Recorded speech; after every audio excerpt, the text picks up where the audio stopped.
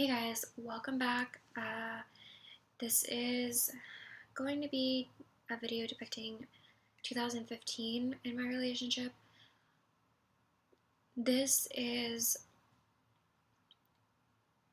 kind of the start of where the really bad physical abuse starts. And so please bear with me and try and get through this as best I can. Alright, and I remember not being excited about going home, being nervous about going home, and I don't remember what we fought about, but I do remember it ended up with him telling me that I had to get out. The apartment was only in his name, and he could kick me out if he wanted to, and he gave me 5 minutes to pack, but I was packing too slow. So I was sitting down in our walk-in closet. I was sitting down just crying because I didn't know where I was going to go. I didn't know what I was going to do. And I remember him like grabbing me by my arm, trying to pick me up, telling me to like get out. And I was crying. And I just wanted to get my things. So I told him that I was going to call the cops. And before I could say to help me get my things without like an altercation, I wasn't going to call the cops and tell him that he was beating me or anything like that. I just wanted to get my things. But before I could get that out, he grabbed me by my neck and pushed me against the wall and knelt down in front of me. He told me, he had his hand around my neck. He had his hand around my neck, and he told me if I ever called the cops that he would kill me. And if anything ever happened to him, that his cousins or brothers would go down and rob my family, and they have no problem killing my dogs and or family members. So calling the cops became no longer an option for me, because it wasn't just simply putting him away. Then it was finding all these people that I didn't know to keep my family safe. And I wasn't sure if these people existed, but I wasn't willing to bet my family's lives on it. I had rather take the beating than wonder what was going to happen. Later this year, I believe in April, he threw, I forget what he was yelling at me about. He had destroyed the house, and he ended up throwing this plastic bottle of Bath and Body Works perfume down from the front door, past the hallway, past the living room, into the bedroom, and it pegged me in my calf, and I had a bruise this big for about a year and a half. It still hasn't, the skin around it still hasn't healed completely correctly. And as soon as it hit me, I fell to the ground in tears and pain, and he grabbed me by my arm and lifted me up and told me to stop being a pussy because it didn't hurt that bad.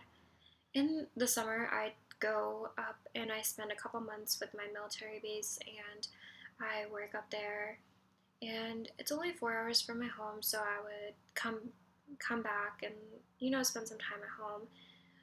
Well, I decided one day, it was the weekend of Mother's Day, that I was going to drive all the way home to my parents, which was about 8 hours. And through that drive, I passed right through my hometown, not my hometown, through where I lived.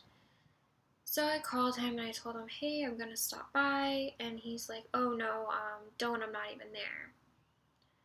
But I had to go to the bathroom, and I was like, if I want to stop in my house, I'm going to stop in my house. I don't understand why he's telling me not to, and that the fact that he's telling me not to is making me want to even more. So I stopped by. All of my pictures are taken down. Anything that resembles the fact that a woman lives there is taken down. So that leads me to one conclusion. So I texted him saying,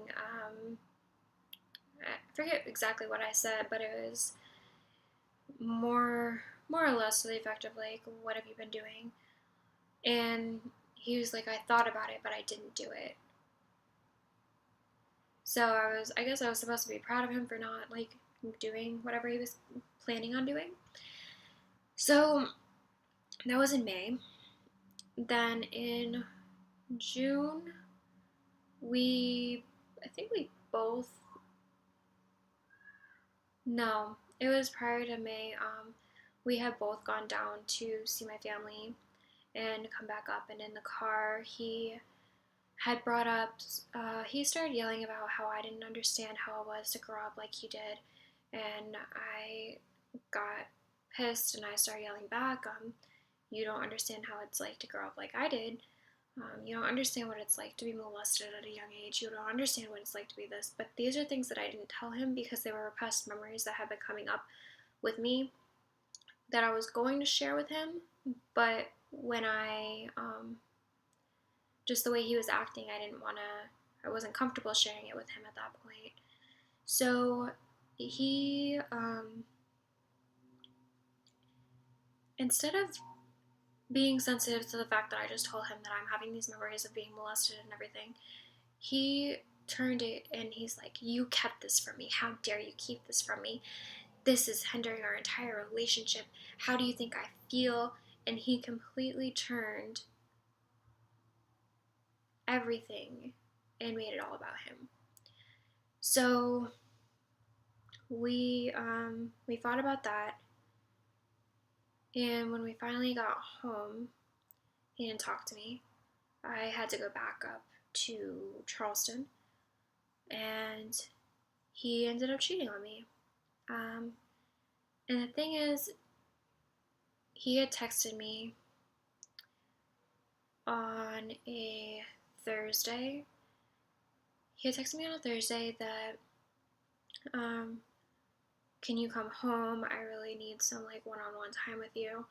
If not, I'll just go out with my friends and do whatever. I just need to like relieve some stress. So I, not wanting him to cheat on me, not knowing that he already did, drove 4 hours home just so he could have sex with me. Then I drove 4 hours back with little to no sleep, and went to work the next day only to come back home that night. And then when I finally came home for good,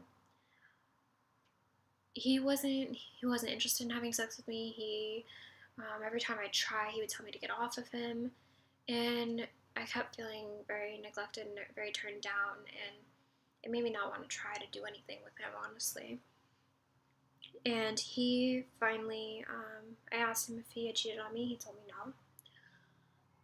So again, I went through his phone. He had the entire conversation there. He was on the phone with her for like 4 hours. He had her in his phone originally as pleasure with like a whole bunch of emojis. And then I called her. She claimed that he did not know that he was married. She was in the same friend group that he was in. And they had slept together twice in my house. He claims that it wasn't on my bed, but when I came home, the sheets were off the bed, and whenever he does the sheets, he would always clean them, so they weren't being cleaned, they were just off the bed, and he had remade a bed before I got home. So it was just a lot of lies. I found out, before I confronted him, I called my mom. She came up. She helped me move all of my things into a hotel, and I moved all of my things into my cousin's house. And 4 days later, I went back home. I talked to him. He blamed it on me, and I accepted the blame for everything all the time. Well, maybe if I had loved him more, maybe had I been more open with him, and maybe had I been more honest with him, maybe had I told him originally, maybe had I been here more, maybe had I had slept with him more, this wouldn't have happened. I blamed myself for everything, and that was part of his manipulation, part of his gaslighting. I am going to end this video, and I will do part 2 of this year in my next video. Like I said, I'm trying to keep these videos short so you can watch them one at a time. So I will pick up in my next video after June. Alright, see you in the next one.